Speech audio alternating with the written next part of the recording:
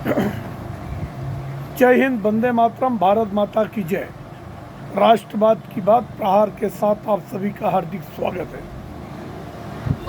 दोस्तों, कल दिनांक 7 दिसंबर से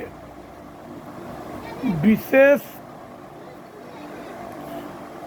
सेशन सत्र शुरू हुआ है महाराष्ट्र में, जिसमें सभी नवनिर्वाचित आमदारों का शपथ विधि होना है और इसमें कालिदास कोलंबस, जो कि भारतीय जनता पार्टी के सबसे सीनियर आमदार हैं और 9 बार लगातार 9 बार शिवड़ी विधानसभा से चुनाव जीते हैं।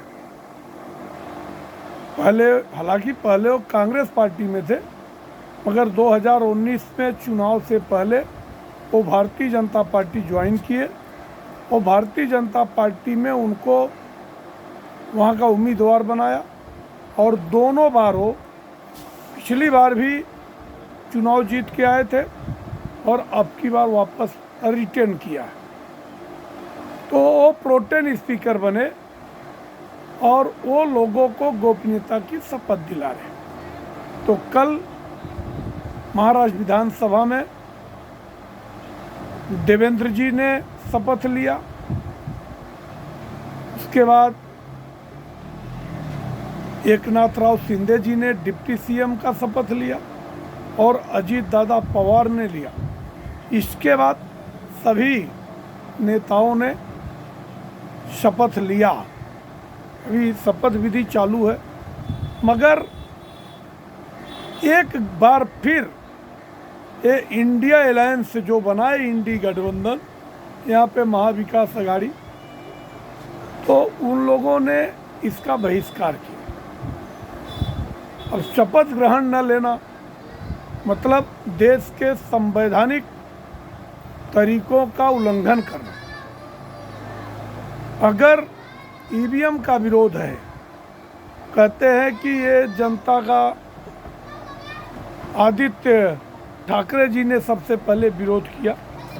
वो बोले मैं ओथ सेरेमनी नहीं लूँगा क्योंकि it's a mockery of democracy. तो ये मैं कहना चाहता हूँ कि अगर 4 महीने पहले यही ईवीएम इसी महाराष्ट्र के लोकसभा चुनाव में इंडिया अलायंस को, महाविकास अघाड़ी को 31 सीटें देती है, तब ईवीएम सही था, बल्ले बल्ले। और इनको लग रहा था कि हमारे साथ जो गद्दारी हुई या हमारे साथ जो हमारा ज्यादती हुआ, हमारी पार्टी तोड़ दी गई, हमारा सिंबल छीन लिया गया, उसका जनता का गुस्सा है और हमें इसी गुमान में बैठे थे कि 2024 के विधानसभा में हम मुख्यमंत्री के पद पे पहुंचेंगे क्योंकि हमें पूर्ण बहुमत की सरकार जनता देगी। जबकि नतीजा इसके विपरीत आया। जब नतीजा विपरीत आया तो फिर अब ये मानने को ही तैयार नहीं है। अब अगर आप मानने को तैयार नहीं हो तो मैं आपको एक बात कहना चाहता हूँ, अगर आप में हिम्मत है तो पूरे 5 साल के लिए आप मत लो ओथ। और या तो दूसरी बात, अगर आप में और ज़्यादा हिम्मत है तो ये जो 49 सीटें आप लोग जीते हो, 49 सीट पे आप लोग यहाँ पे इस्तीफा दे दो और जो आपके लोकसभा में भी खासदार जीते हैं उनका भी इस्तीफा दिला दो और साथ में दोनों जगह फिर से चुनाव करा दो। फिर आपको आपकी हैसियत पता चल जाएगी। और दूसरी बात, अगर आप ऐसा करना चाहोगे तो आपके ही विधायक और सांसद आपका साथ नहीं देंगे और वो आपकी पार्टी में फिर एक बड़ी टूट होगी। तो ये तो बिल्कुल गलत है। और दूसरी बात है कि अगर ऐसा ना हो कि आने वाले टाइम में इनकी पार्टी एक और टूट को अंजाम दे, क्योंकि जो नेतृत्व क्षमता किसी सीनियर लीडर को आपको देना चाहिए था, लीडर आप विधायक दल, तो मगर उसमें क्या है, लीडर आप विधायक दल बना दिया आदित्य ठाकरे को। और ये आदित्य ठाकरे ये राहुल गांधी के जैसा दूसरा पप्पू है कि इसकी वजह से ही शिवसेना का ये हाल हुआ। अगर संजय राउत और आदित्य ठाकरे नहीं होते तो शायद शिवसेना आज ही हाशिए पर नहीं होती। अब दूसरी बड़ी डेवलपमेंट है कि भारतीय जनता पार्टी मतलब महायुति ने एक बार फिर से राहुल नार्वेकर को विधानसभा स्पीकर बनाया है।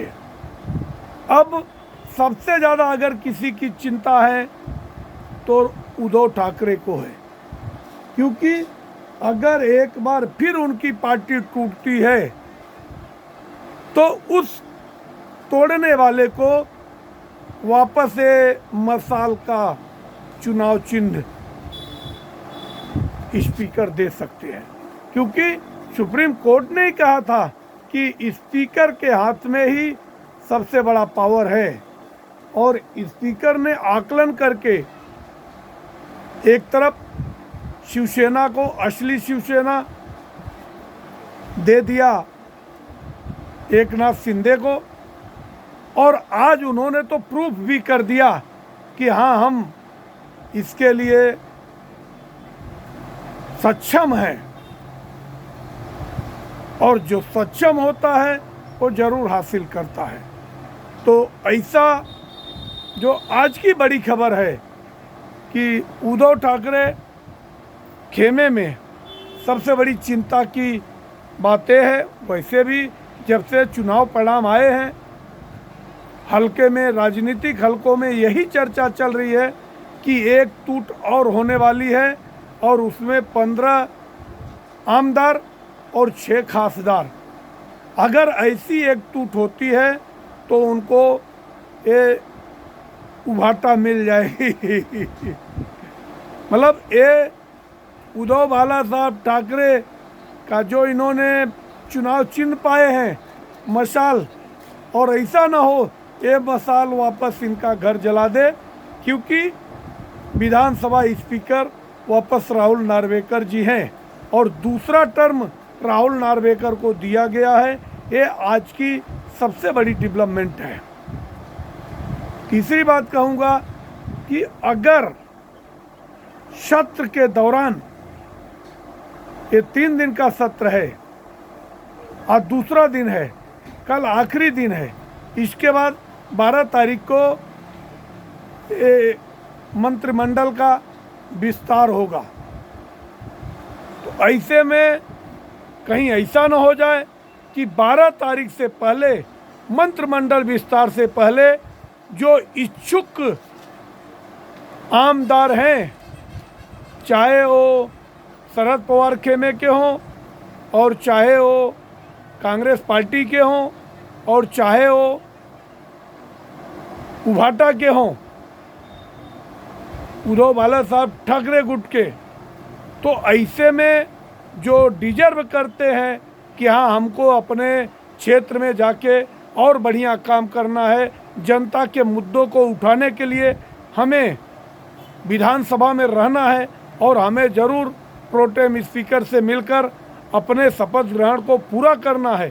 ऐसे डिजर्विंग नेता अपने अंतरात्मा की आवाज़ सुनकर हो सकता है कि भारतीय जनता पार्टी में या शिवसेना में या फिर एनसीपी में ज्वाइन कर सकते हैं। आप लोगों की क्या विचार है, आप लोगों का क्या राय है, आप कमेंट सेक्शन में आके अपने विचार रखें। आप हमारे चैनल को सब्सक्राइब करें और अपने मित्रों को शेयर करें। जय हिंद, वंदे मातरम, भारत माता की जय।